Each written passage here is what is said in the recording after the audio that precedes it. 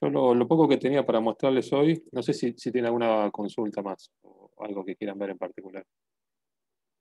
Pero si no, lo único que tenía para hoy era el TP8 sería, porque el de- el del pilote que vimos la semana pasada ya está subido anunciado como TP8. En realidad se los mostré la semana pasada, pero habíamos quedado, de hecho, Fernando, te debía alguna, a ver, lo voy a poner en pantalla, te debía algunas precisiones sobre lo que era. Vos sabés que me parece que era o Germán, Ah, no eras vos, te mandé al frente. no, no, si yo te había preguntado, pero era mucho más simple lo mío, no era. Alguien me había eh, preguntado algo tan evidente como, sí, ¿qué es eso? Y yo les dije, no tengo idea. no, era muy específico, no, no, no, no, Ah, bueno. no, no llegó tanto Bueno, mi conocimiento. en este de acá,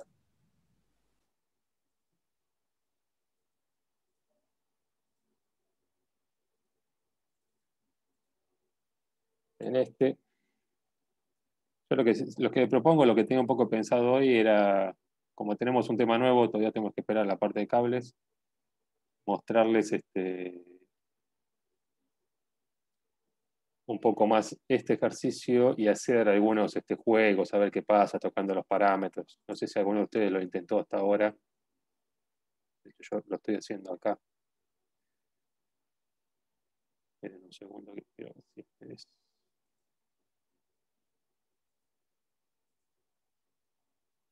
Bueno, acá fue completando.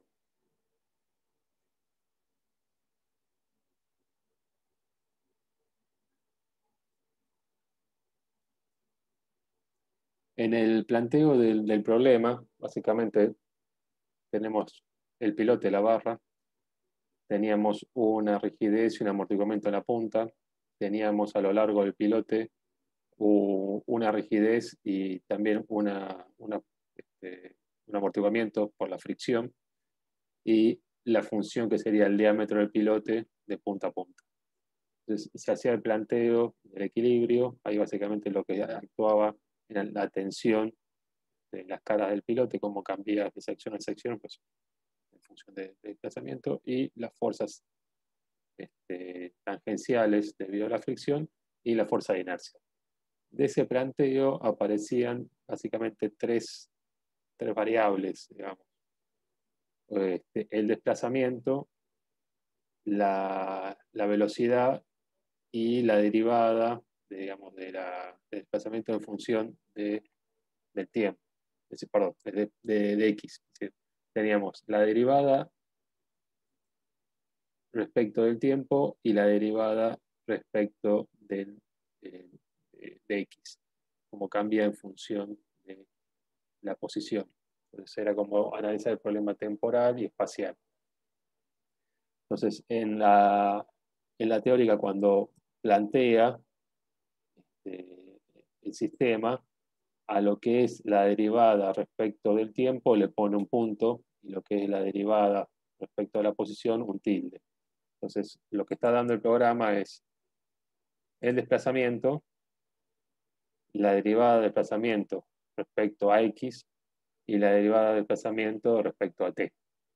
Entonces, este U es U punto. Ese P que yo la vez pasada dije esto, de presión, bueno, la presión en realidad está asociada con U tilde o el desplazamiento de U respecto de X.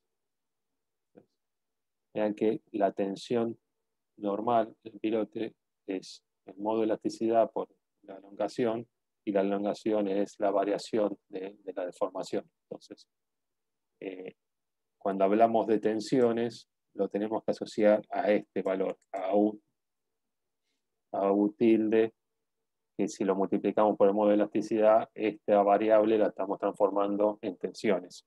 ¿Sí? Entonces, de lo que nos da el programa, tenemos desplazamientos, la derivada respecto a la posición, que este U lo podemos transformar como pensándose de vuelta como tensiones, y la derivada respecto del tiempo, que nos puede servir, si quieren, para tener una idea de la fuerza tangencial. ¿Sí? Y lo que hice también, como para Bueno, ahí me paran cualquier cosa. Eso era algo de lo que me había quedado pendiente es explicar qué era lo que daba la salida de ese programa. Si queda alguna duda, me para. Lo otro que les decía, que teniendo ya el algoritmo ese cargado, era interesante ver qué pasaba cuando empezaban a jugar con la rigidez y el amortiguamiento longitudinal debido a la fricción y el de punta. Entonces, el problema de, digamos, de este caso en particular que hace difícil verlo respecto a lo que habíamos visto antes, que uno ponía la onda, la veía viajar y volvía y venía y se quedaba así eternamente, es que acá, al haber una rigidez y este amortiguamiento longitudinal, la onda está todo el tiempo golpeando contra algo. Entonces nunca tenemos la onda perfecta y además que se va amortiguando en el tiempo. Entonces es difícil ver eso que veíamos antes de cómo iba y venía la onda de punta a punta y cómo chocaba, cómo cambiaba según las condiciones de borde que teníamos. Entonces, lo que yo hice acá es sacar todo lo que es la rigidez y el amortiguamiento longitudinal, y dejarlo en cero, y dejar solamente los de punta. Y de punta, fíjense que, de acuerdo a lo que da el dato, eran 50 veces el módulo por la presión de la sección. Bueno, yo acá lo aumenté un montón, así que pueden pensar que lo hice infinitamente rígido. ¿Sí? Este, si quieren, lo puedo poner en cero, así no confundo. Bueno, si ponemos entonces un pilote que no tiene fricción y tenemos acá un elemento extremadamente rígido, entonces sí tenemos que ver un comportamiento parecido a lo que veíamos en el TP anterior. Entonces, esto es la solución y acá aparece.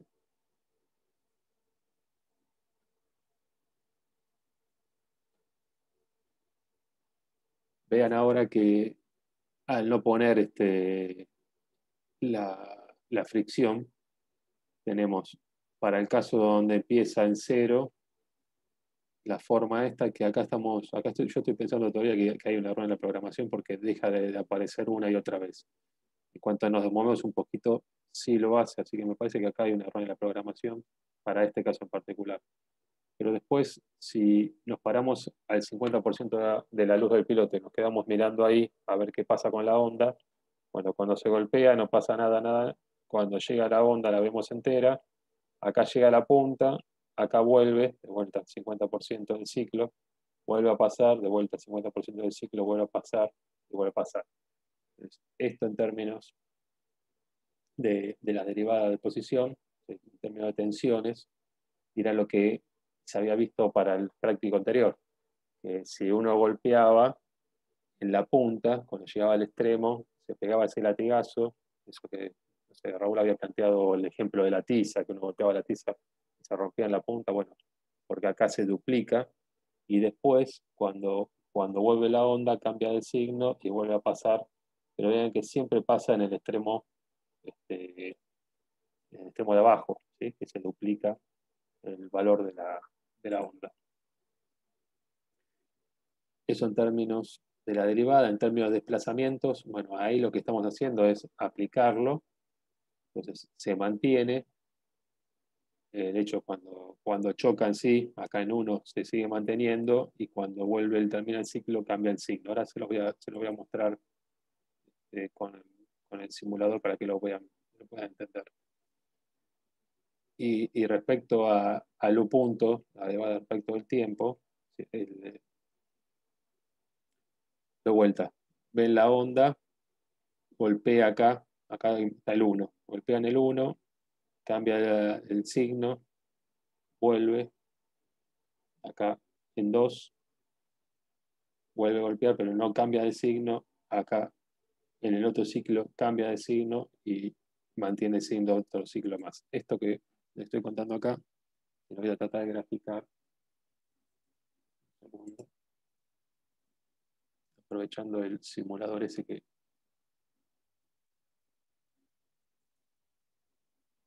lo voy a tratar de abrir.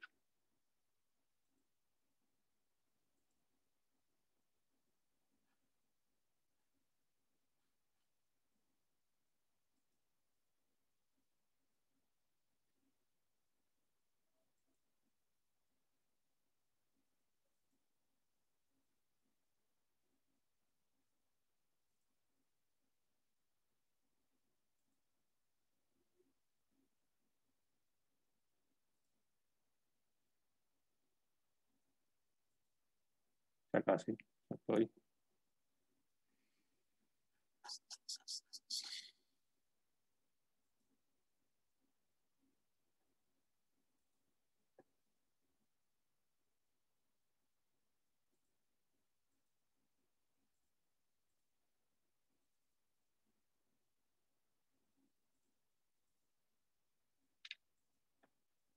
Compartir esto.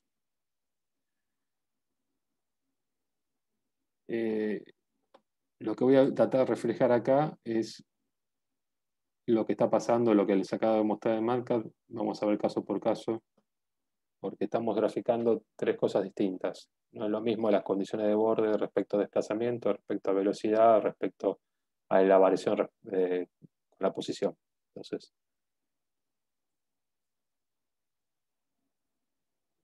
hacemos el dumping.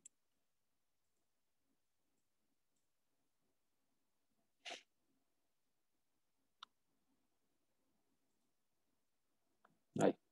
Esto que estoy graficando ahora es lo que pasa respecto a los desplazamientos. ¿Cómo hago? Si lo puedo achicar.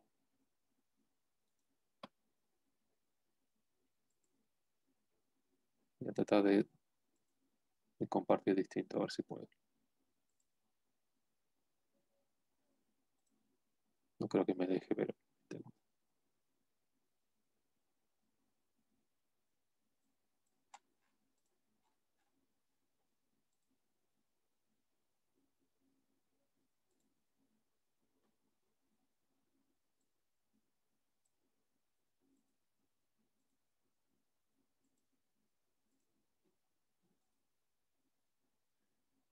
Ahí están viendo el MATCAD y el simulador. Sí. Ah, perfecto. Bueno, lo que están viendo acá, que está pasando en esta simulación, es lo mismo que está pasando acá en términos de desplazamientos. Se aplica como el desplazamiento es inicial, que empieza a viajar. Acá, en 1, está llegando al extremo. Lo que está pasando en la punta del pilote, la punta de abajo del pilote, es lo mismo que está pasando acá. ¿Qué quiero decir? Acuérdense que nosotros vamos a empezar con las condiciones de borde, ¿no? Lo que hice fue poner en la punta del pilote en un resorte sumamente rígido. Entonces, lo que estoy diciendo es que cuando llega la onda abajo, a la punta del pilote, eso es indeformable. ¿Sí? No sé. Entonces, eso sería lo que está pasando acá, en el puntito amarillo, en el puntito verde de la simulación.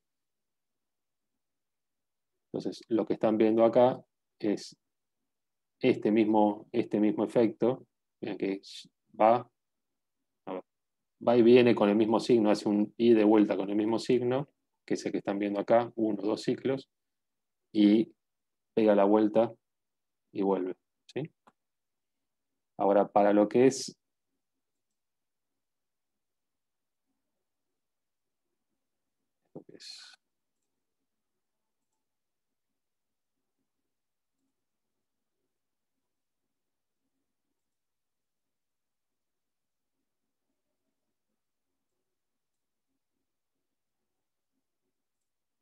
ahí, a ver si me deja ahí.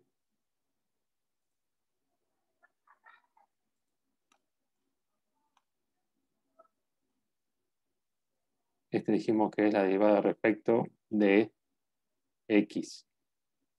Y la derivada respecto de X está asociada a tensiones.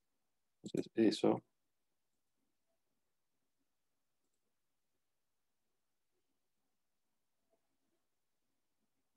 tendría que ser parecido a lo que pasa acá.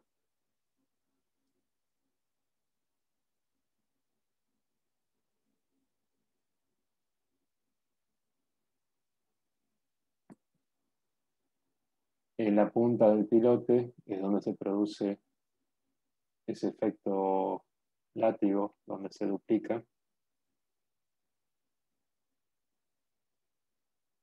Y cuando vuelve acá al extremo, cuando vuelve acá al extremo, hace el ciclo ida y el de vuelta, ahí es donde cambia de signo. Acá es donde está cambiando el signo. ¿Bien? ahí va de vuelta un ciclo, 2 ciclos. En el extremo exterior es donde se duplica. Entonces, lo que estamos viendo acá se puede representar de vuelta con estas condiciones de borde que están ahí. Y en el caso de un punto, esto ya es velocidad, esto ya no es tan fácil de ver. ¿Cómo es la velocidad? Bueno, la condición de borde inicial es que el desplazamiento de la velocidad es 0. Y acá me va a pasar algo similar a lo que tenía antes, que tengo así.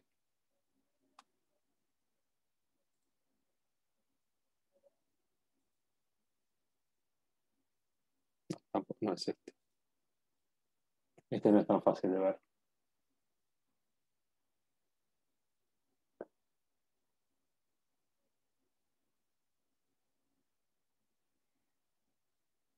Este en particular, lo que tiene que pensar es, este punto, el verde ahora, está representando el extremo del pilote, el que no se puede mover. Si no se puede mover en el tiempo, su derivada vale 0. Si su derivada vale 0 siempre, para cada instante de tiempo. Entonces, acá cuando estoy graficando, lo que es la derivada respecto del tiempo para la posición, para ver lo que es la onda, cuando uno se para en el extremo del pilote, uno en el extremo del pilote ve siempre 0. Entonces, vean que esta no aparece, que no aparece una onda, esta curva está en 0, se mantiene en 0 siempre. ¿Sí? Y después las otras sí siguen más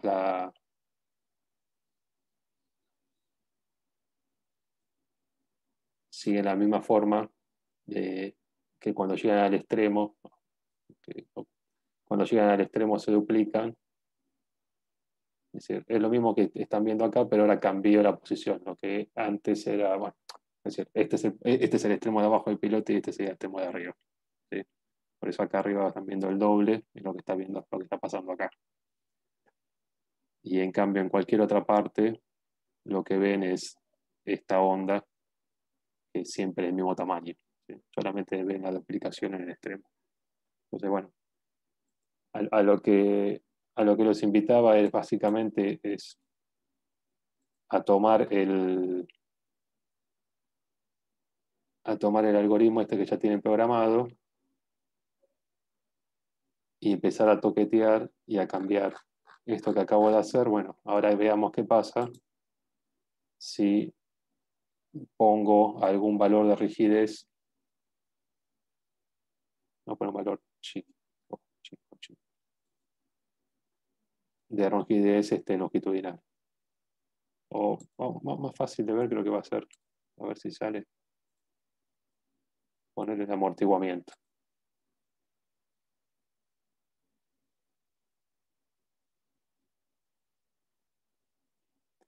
Si le pongo el amortiguamiento ahora a lo largo de la longitud del pilote, no sé si están notando cómo la onda se está haciendo cada vez más chiquita. ¿Sí? Es la forma del sistema es exactamente lo mismo. Lo que van a ver es que lo que antes se mantenía constante, ahora va bajando su amplitud todo el tiempo. ¿Sí? Entonces, es mucho más fácil de ver tocando de una variable por vez que tocando todas juntas. Ahora si le agrego la rigidez longitudinal,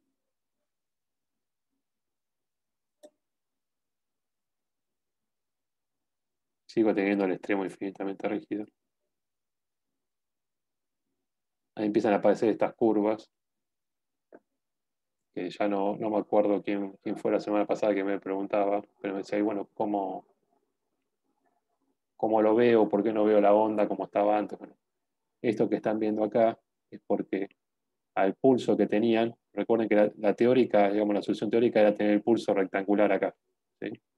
Pero no están viendo eso, están viendo que cae en amplitud por el amortiguamiento y además están viendo que en vez de mantenerse después en 0 se va para el otro lado. Se va para el otro lado es que la onda en la longitud del pilote está golpeando y está volviendo. Entonces está cambiando el signo.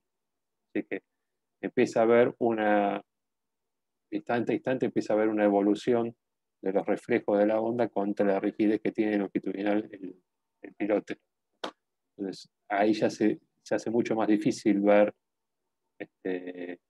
la respuesta. ¿Sí? Se acuerda que era todo constante. Bueno, bajó la amplitud por el amortiguamiento, pero además empieza a cambiar el signo. Si no solo cambia la amplitud, el hecho de que cambie el signo para mí es una señal de reflejo. ¿Sí? El amortiguamiento no cambia el signo, el amortiguamiento lo aplasta, pero cuando cambia el signo es porque estoy viendo reflejo. Entonces, acá yo sé que estoy viendo onda reflejada y eso es por la rigidez longitudinal que está teniendo el piloto. ¿Sí? Entonces, estas formas, la semana pasada las agarramos un poco así verdes, por lo menos yo las agarré verdes, y no es tan fácil de verlas. Entonces, lo queda la forma teórica respecto a la del pilote. Y acá graficábamos el U punto, que era la derivada respecto del tiempo. Si lo que estamos viendo era la onda de velocidades. ¿Sí? Con esa nos manejábamos. Que es un poco lo que mediría el sensor. ¿Sí? Uno puede poner un acelerómetro o medir velocidades. Teníamos ahí el ensayo del piloto real. Esto que están viendo es la medición de velocidades. ¿Sí? Entonces, lo que yo les estaba mostrando de las gráficas era los gráficos de la velocidad de la onda.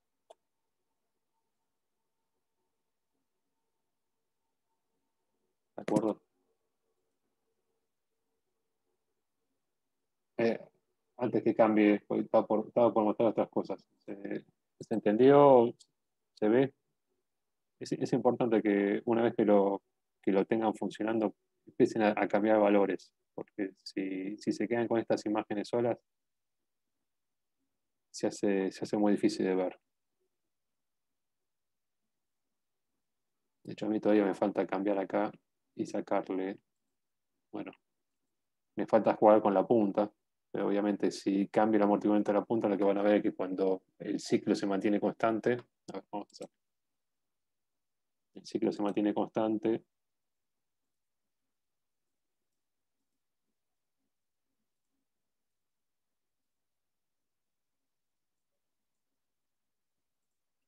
voy a poner un poco más violento, a ver si me fui de fui al extremo.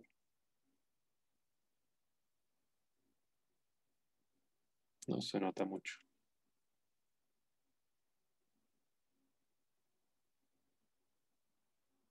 No se nota mucho. Bueno, y otra cosa es eso, empezar a tener orden de magnitud de los valores. No afecta mucho.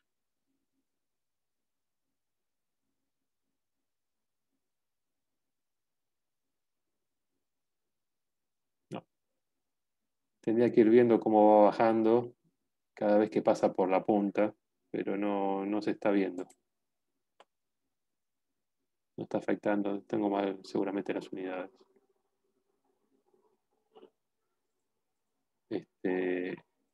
No estaría afectando mucho. A ver si lo estoy forzando bien forzado. A ver si lo podemos ver.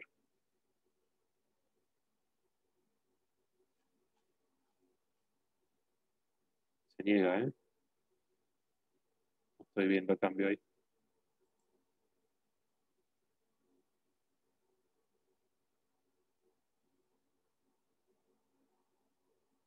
Tendría que analizarlo un poco porque capaz que estoy pidiendo algo poco coherente con esta rigidez y ese amortiguamiento. Pero bueno.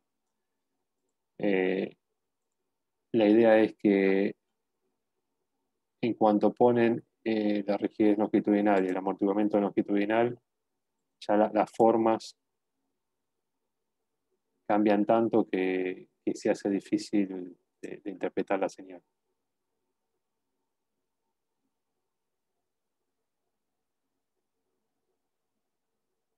Estos son los datos del problema.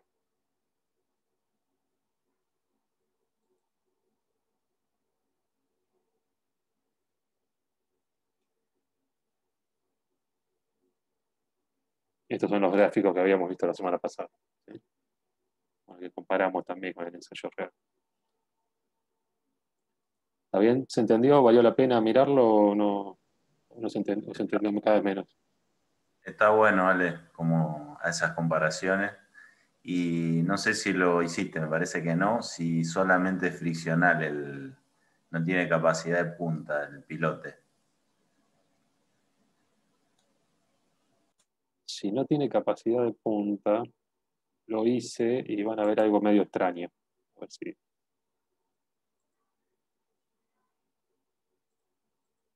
A ver si se ve.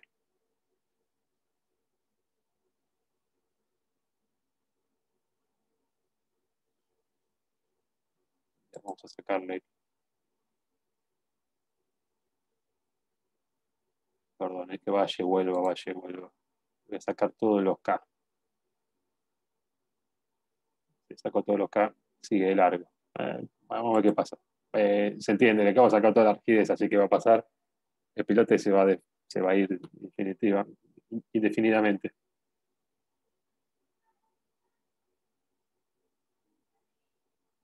Esta, no sé si se llega a ver.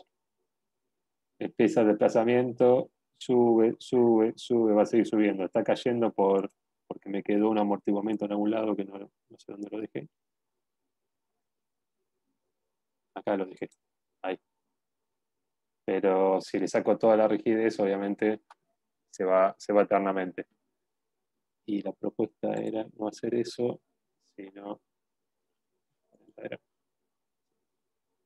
Vamos a sacarle el amortiguamiento, así no decae, y dejamos solamente el friccional.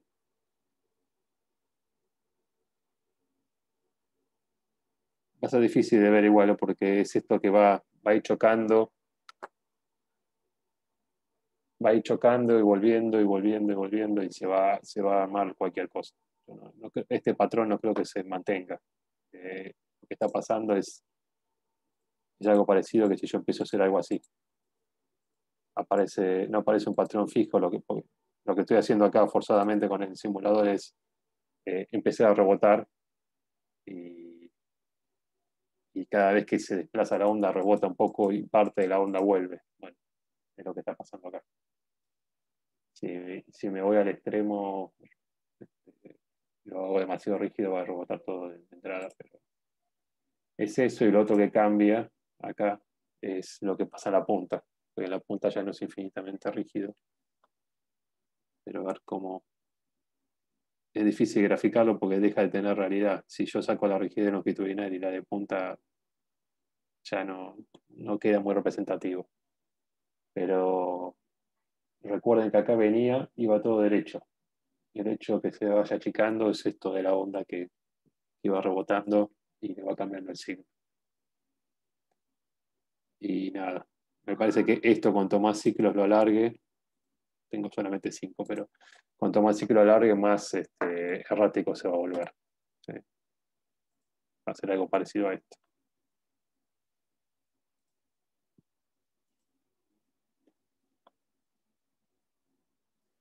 Bueno, eso. Les debía entonces repasar qué eran las salidas.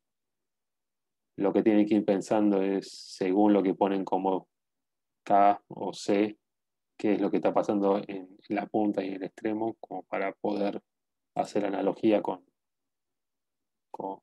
el oscilador que habíamos visto antes y tomar noción, conciencia de cuando la onda rebota, como ya la señal se hace cualquier cosa, se hace muy difícil, y la sensibilidad que tienen los valores. Eso más que nada pensando en el último ejercicio, que se veía una señal de una salida, y bueno, hay un montón de variables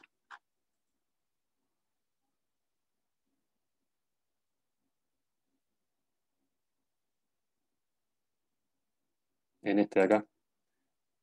Hay un montón de variables que las empiezan a toquetear un poco y les puede dar cualquier cosa de esto. ¿Sí? Vean que hay que tener muy claro cuál es la rigidez de fricción, cuál es el amortiguamiento y la rigidez de punta. ¿Sí? Si esos valores los empiezan a cambiar, cambia muchísimo todo esto y bueno, esos son parámetros del suelo que no son tan sencillos de determinar. Así que el método tiene muchas incertidumbres metidas adentro que pueden afectar la conclusión que uno puede sacar viendo la salida del ensayo. De hecho, a ver si están viendo en pantalla ahora el enunciado de trabajo práctico. El ejercicio 1 es todo lo que estuvimos haciendo hasta ahora, semana pasada. Y hay un segundo ejercicio que dice opcional, que yo no lo había visto, es la primera vez que lo veo, o sea, ahora cuando preparo el enunciado Raúl, que dice obtener la velocidad de la punta del pilote en un ensayo de integridad considerando que el diámetro del pilote es una variable aleatoria normal con valor medio phi de 40 y un desvío de 5 centímetros. Y se obtenga los resultados para una simulación de la variación del diámetro a lo largo del pilote considerando que no existe correlación entre los diámetros. Así lo que está diciendo es el diámetro del pilote no pensarlo como 40 centímetros constantes, sino pensar que el diámetro en sí tiene más un comportamiento con una variable aleatoria. Entonces decimos, bueno, tomamos como valor medio los 40 centímetros y un desvío estándar 5.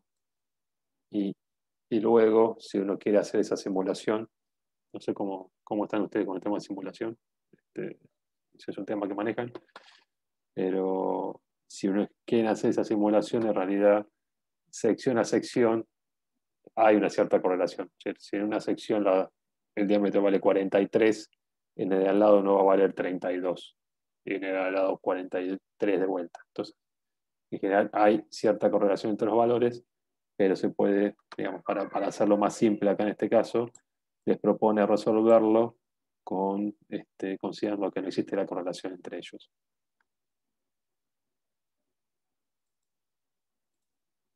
Y yo lo planteé y es interesante verlo.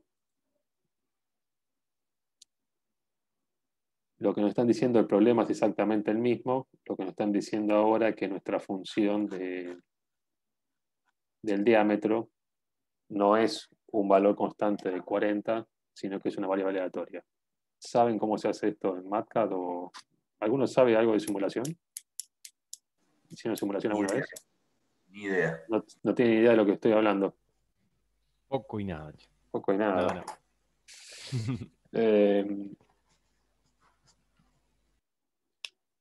¿Por dónde empezar? No sé si meterme mucho en tema o contarles genéricamente. A ver.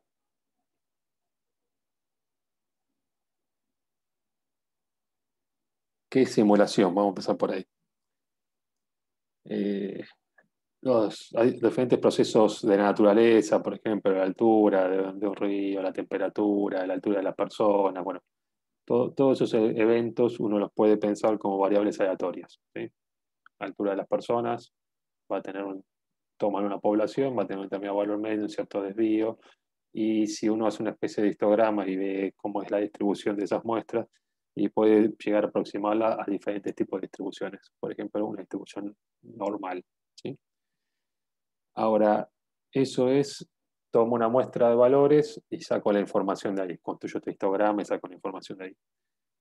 Pero si yo tengo la información estadística de cuál es el valor medio y el desvío de una población, puedo hacer como la inversa, puedo generar yo una muestra de valores con esa distribución. Entonces, hacer ese procedimiento de generar una muestra con esa distribución es gran parte de lo que es la simulación. Es decir, uno simula, ¿cómo puedo decir? Bueno, uno simula el efecto físico generando artificialmente la muestra. Entonces, lo que estaríamos haciendo acá es, si yo conozco el valor medio y el desvío estándar, porque estuve haciendo ensayos, estuve haciendo mediciones y de las diferentes muestras que estuve haciendo puedo sacar estos dos parámetros y veo que el diámetro se puede asimilar a una variable aleatoria tipo normal, yo puedo generar una muestra de esa variable aleatoria. Entonces, en el MATCAD hay, a ver, el ejemplo más fácil quizás, el que todo el mundo puede llegar a conocer, es un número random. Ustedes vieron que en la calculadora tiene una tecla random, que si se la tocan, saca un número aleatorio entre 0 y 1. Bueno, ese número aleatorio entre 0 y 1 lo da con una distribución de tipo uniforme. Así que, así como en la calculadora uno aprieta la tecla random, o acá mismo en el MATCAD uno pone, bueno, se me colgó, uno pone la función runif, en este caso 1, uniforme entre 0 y 1, por ejemplo, y el MATCAD ahí devuelve un valor entre 0 y 1. ¿Sí? Hace un uniforme entre 0 y 2 y da un valor. En cuanto cambio algo, o no sé cómo les puedo pedir, F9 creo que es, le pido que calcule de vuelta.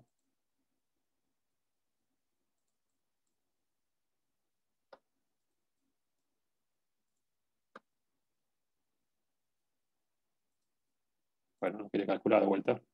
Ahí está, ahí me da otro.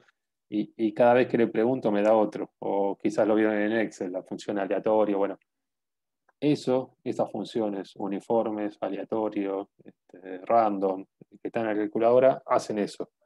Generan una muestra de valores, son valores aleatorios entre 0 y 1. Bueno, así como se puede hacer para un uniforme, se puede hacer para cualquier tipo de distribución. Entonces hay diferentes métodos con el cual, a partir de una muestra uniforme, uno genera una muestra, por ejemplo, con una distribución normal, por decir alguno, ¿no? Eso se puede programar, se puede ver, pero, por ejemplo, programas como el MATCAD ya lo tienen incorporado. En el MATCAD tiene todas las funciones de probabilidad, las que empiezan, las funciones de distribución, mejor dicho, las de densidad, perdón. Las de densidad empiezan todas con D, las de distribución con P, las inversas con la Q, es la P dada vuelta, y las que son generación de variables con R. Entonces, por eso ya sabía recién que R uniforme me hace, voy a poner 4, las 3, perdón, 0 y 1, me hace valores uniformes. Este primer argumento es la cantidad de muestras que uno quiere que haga. 3 muestras, 5 muestras, ¿sí? Las que uno quiera que genere. Y este de acá son los límites, entre 0 y 1. Entonces ahí el MATCAD elige en forma aleatoria, da como resultado 3 valores entre 0 y 1. ¿Sí? Así como le puedo pedir para un uniforme, le puedo pedir para una normal. RNOR. Y me está haciendo una normal, me está haciendo 3 valores con valor medio 0 y desvío 1. ¿Sí? Entonces, con estas funciones lo que hace el MATCAD es simular, es decir, simular es generar una muestra de valores, pero no son valores cualquier cosa, sino que son valores que van a seguir la distribución de probabilidad que uno le ponga. Entonces,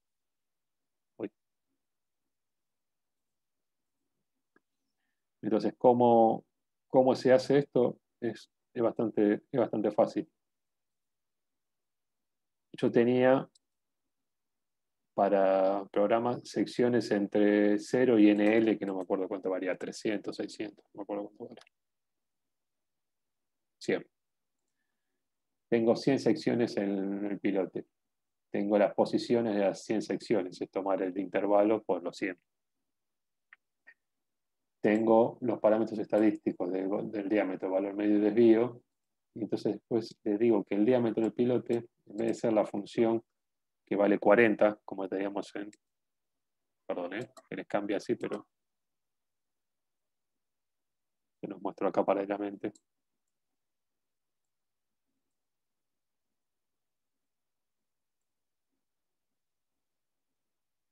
pesadito esto, ¿eh?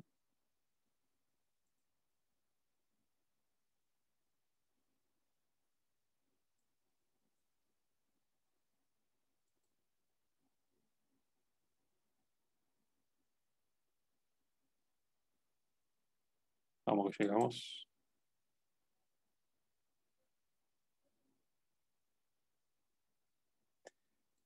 En este teníamos el diámetro 40, toda la parte primera del algoritmo es todo lo mismo, y acá cuando estoy graficando esto, ¿sí? El 40 constante. Y acá cuando viene y hace la resolución numérica, define el diámetro posición a posición, y lo que hace es fijarse posición a posición la función phi. Bueno, eso que estaba hecho ahí, ahora en vez de decirle que tome un valor constante, le estoy diciendo yo que ese diámetro es la generación de 101 valores con valor medio y desvío pedido. Entonces vean que lo estoy graficando acá y el programa hizo de forma aleatoria, generó una muestra de los posibles diámetros sección a sección. ¿Se entiende? Si le pongo un desvío estándar muy pero muy chiquito, vean, no tiene dispersión, ¿sí? Todo 40. Si le pongo un desvío estándar muy grande, ese diámetro tiene una dispersión muy grande. De hecho, estoy poniendo un desvío estándar más grande que el valor medio, por eso hasta estoy teniendo valores casi cero, ¿sí? Pero ahí poniendo un desvío estándar del 20% del... Ahí me respondió Bertero.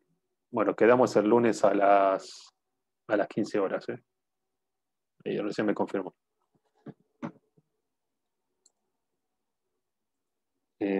Poniendo un desvío estándar del 20% del valor medio, más o menos, ven que la muestra está 20% para arriba, 20% para abajo, están los diámetros, ¿sí?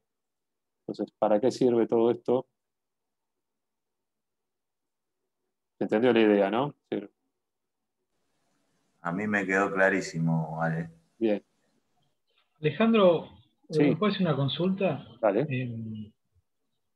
Ahora, esto lo hacemos una simulación para el diámetro, pero en realidad, Uno. si una simulación más importante también podría hacerlo para los parámetros del suelo, ¿no? También. Porque Pero ahí el tenés método, más incertidumbre todavía. totalmente. Sí, sí, para hacer esto bien habría que hacerlo con todo.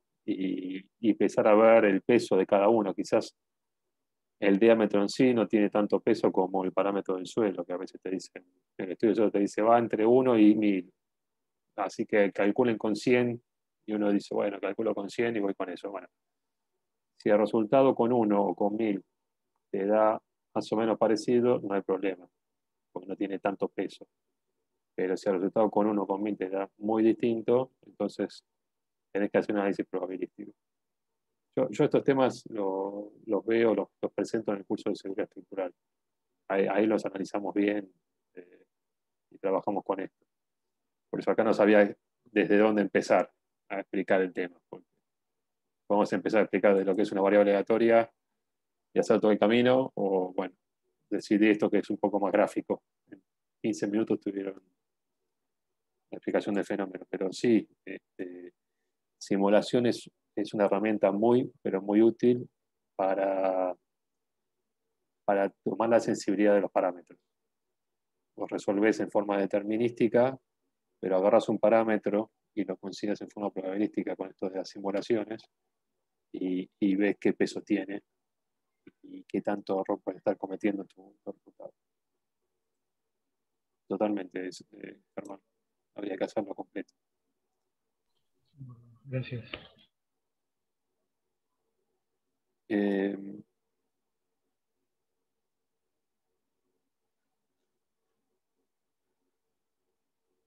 yo acá, déjeme que recuerde que hice. Acá debería haber hecho, vamos a dejarlo así. Acá quizás debería haber puesto todos estos parámetros de vuelta en cero para tener una idea más gráfica de cómo debería dar, pero los dejo así y vamos a tratar de manejarlos con esos parámetros. Y tengo la solución para este sistema, con este diámetro, y la solución ideal. Entonces, ahí tienen en colorado la solución que está dando si el diámetro fuese todo constante de 40.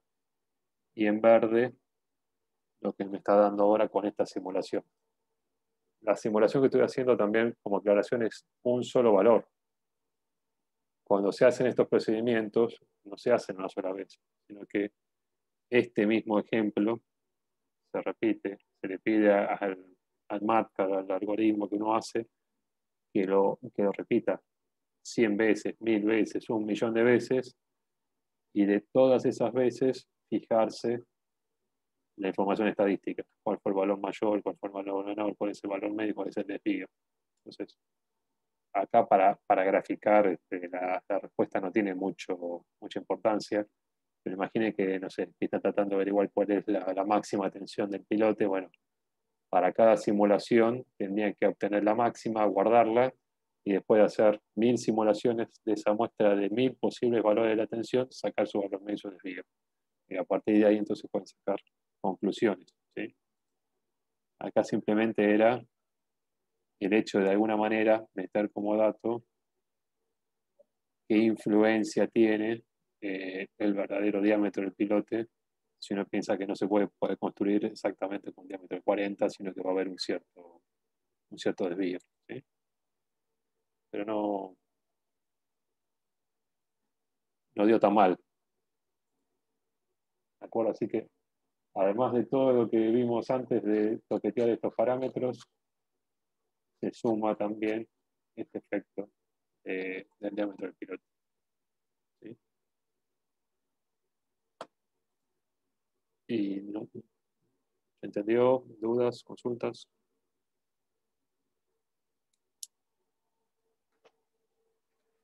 Con esto no, de este trabajo práctico no tengo mucho más. La idea es que jueguen, prueben y van a surgir dudas, van a surgir un montón de consultas, seguro.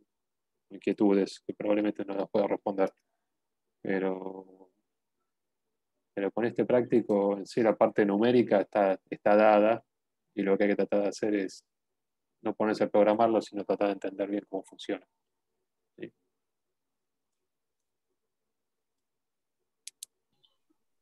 Bárbaro, gracias. Gente, no sé, no los quiero entretener por entretener.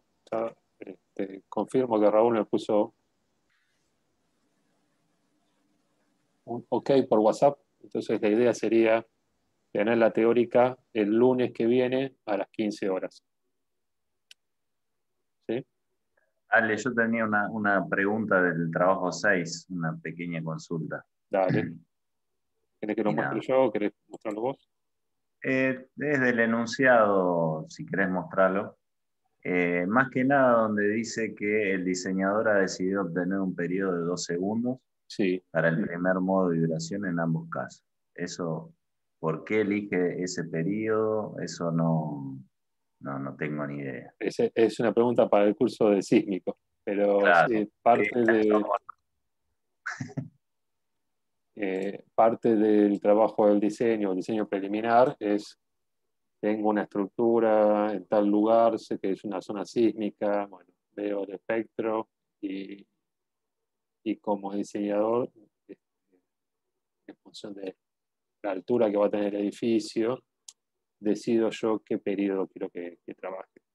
Entonces, apunto Yo ese valor y toqueteaba, digamos, la fórmula, bueno, ves la fórmula y te das cuenta de la rigidez de los tabiques. exacto.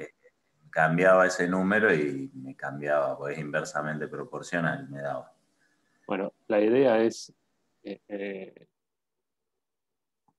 la parte sísmica, a diferencia de las cargas de peso propio, gravitatorias, sobrecargas, la acción o la respuesta depende, ¿no?, de la estructura. Es decir, la acción del sismo depende de qué le pone uno adelante.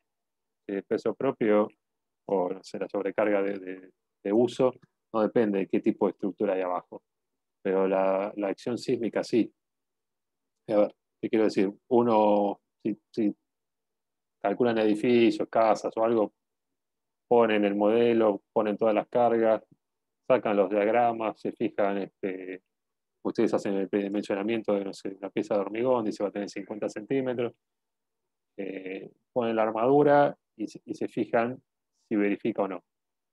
Si no les llega a dar, ¿qué hacen? Y bueno, le aumentan un poquito la altura a la viga, ¿sí? Y ya está, le aumentan la altura, sacan la armadura y se acabó ahí. En el caso del sismo, si uno hace toda la verificación y a las vigas, toda la viga de la fachada dice, no me verifican, le subo 10 centímetros más, cuando hacen eso cambian la rigidez del conjunto y ahora la acción sísmica que tienen probablemente es totalmente distinta a la que tenían antes, porque es otra rigidez, cambian el periodo y probablemente ahora cuando hagan la cuenta, si antes le faltaba un 10% de la armadura, le falta un 40%. Y entonces vuelven a aumentar la sección y ahora le falta un 60%. Es sumamente no lineal y eso depende de la forma del periodo. Es decir, que no es simplemente aumentar rigidez y resolver, sino que cuando uno cambia la rigidez del problema, cambia la acción, la solicitación. Entonces, en lo que es sísmico, el diseño sísmico, lo que se hace es uno, definir, ponerse un objetivo, digamos, bueno, yo creo que mi rigidez de mi sistema sea tal, con ese valor de rigidez se sabe, antes de hacer digamos, antes de hacer la estructura, se sabe qué acción sísmica uno va a tener un G de tanto según el espectro, y predimensionar con eso. Después que se hace todo dimensionamiento, y ya está todo sí, predimensionado, las geometrías definidas, recién ahí se hace después un análisis por elementos finitos de cómo es la respuesta ante un sismo y las acciones. Pero uno primero predimensiona todo.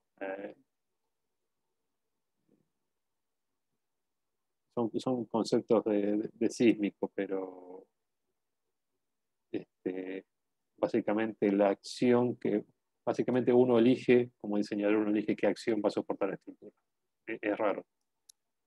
Pero es raro decirlo así sin mucho más fundamento, pero es eso lo que uno hace. Al definir el periodo, está definiendo qué acción va a tener la estructura, va a soportar la estructura. Y menciona a partir de eso.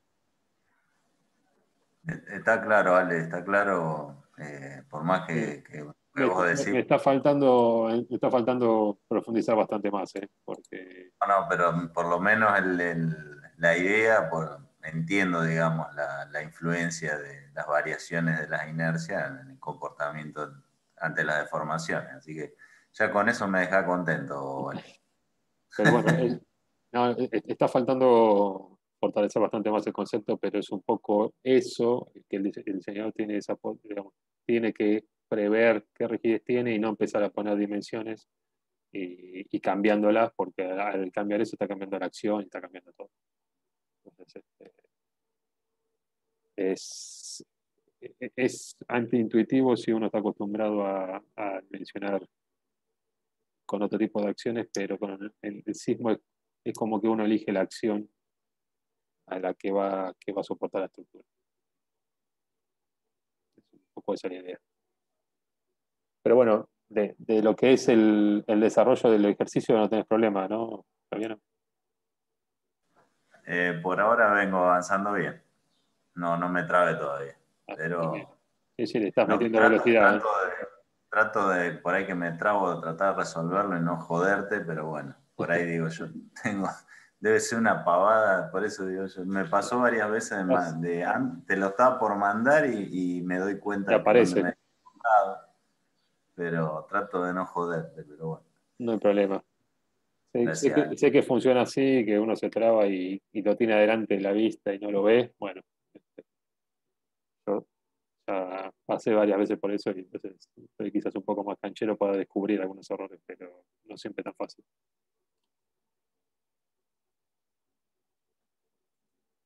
Así que bueno, gente, no sé. No los quiero retener por retener. Si no tienen dudas o algún tema que quieran profundizar un poco más, la idea entonces sería el lunes a las 3 de la tarde conectar nuevamente para la teórica.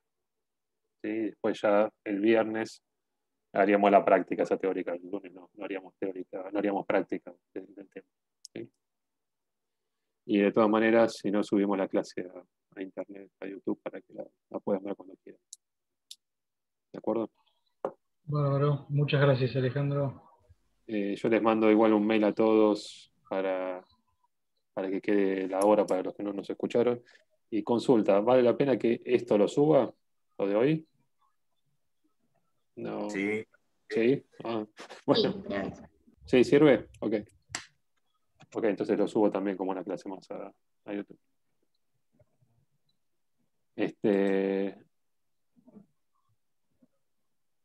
Sí, bueno, bárbaro. Bueno, listo entonces, gente, que tengan buen fin de semana.